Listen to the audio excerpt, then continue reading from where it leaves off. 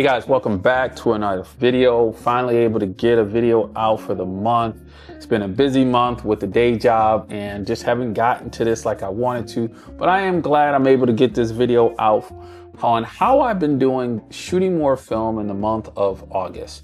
So as you guys know from one of my videos in August, I said that I've been doing a really bad job of shooting digital and film like I really had been doing in past, especially last year. Looking over at my results over the summer, I barely used film at all, which actually surprised me, especially since I have a mini fridge full of it. So first thing I wanted to do is get this video out on one of my trips out. It was a family trip. I went out to Charlotte, and even though I knew I wasn't going to have enough time like I wanted to really go out and get a good street walk around downtown Charlotte, where we were in a hotel right downtown, across the street from Ruth Chris restaurant. Area was fantastic. A lot of night action for sure, and the area for sure had a lot of folks activity while we were there, but unfortunately weren't in the downtown area as much for doing family event stuff.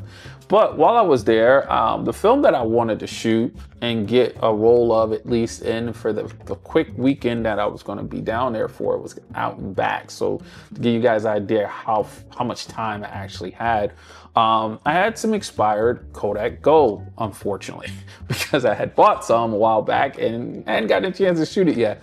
But I wanted to go ahead and get out with this roll of film and basically have some fun, like I recall, with the colors coming off of this 200 ISO, which I think is great for normal daylight with some clouds and stuff like that. You know, not bright light, which I would have used 100 speed film for. At least that's what the weather was telling me.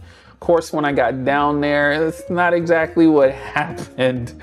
So I managed to do my best shooting with the camera I bought in what probably should have been a 400 speed film environment, because it did get a little cloudy at times and it started to get later, which I would have loved to have even 800 speed with me to shoot the nighttime activities that were going on. But I didn't do that because, again, I didn't have the time like I thought, with family down there for a reason, had to do family stuff.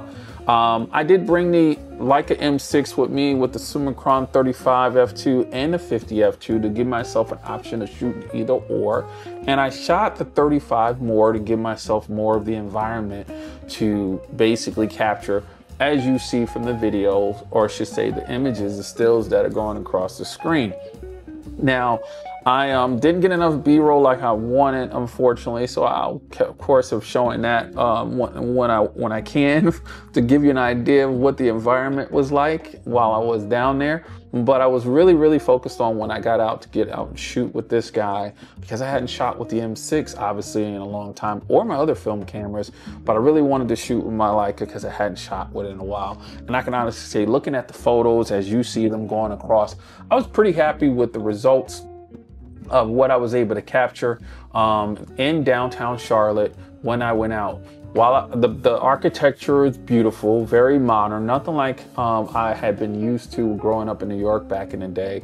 A lot of those buildings had been there for ages, and it wasn't as much new development going on like it is in New York now. I mean, when I went back recently in December, it was crazy how many new buildings there were. And so I did like that. I like that I was close to a small little park that looked like a wall with water coming down of it, a memorial wall. So that area was nice to try to get some images in this kind of cloudy day or cloudy morning that it was when I ran out the room real quick to get some images. Overall, I honestly can say I really enjoy shooting Kodak Gold, which is why I have so much of the stock in my mini fridge in 35mm and medium format 120 as well, because it's just a really nice recreation of the colors. It's not too muted, it has a nice warm tone to it, and I really like how it helped bring out a little bit more warm tone on such a cloudy day. Now, as you guys know, I shoot film and digital, so I also want to give myself an opportunity to get more time in with the ZF. And since I've had it since basically Christmas. I wanted to take this on a trip with me. I did take the 40mm lens with me, and I took the Tamron 75 to 28 or 28 to 75 G2. This is the new one that had came out.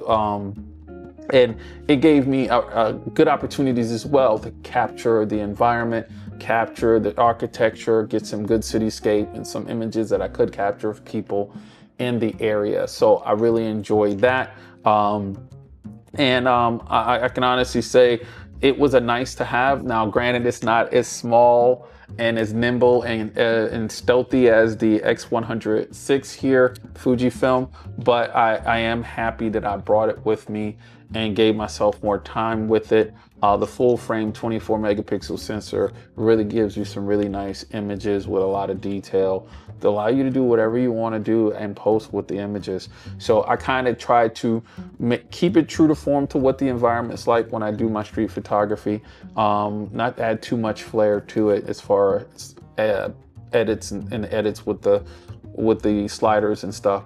So there you go.